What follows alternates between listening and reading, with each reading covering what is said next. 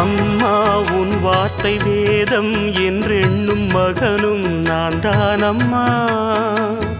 உலவும் என் கோயில் பேசும் என் தெய்வம் உலகில் நீதானம்மா.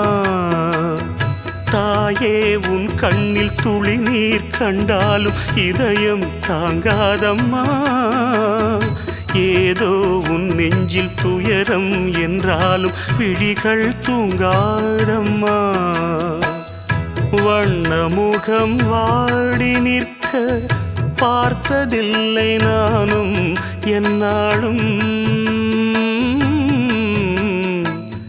வாடை கொஞ்சம் கூந்தலை ஆடை கொண்டு மூடிட வருத்தம் என்ன இந்நேரம்.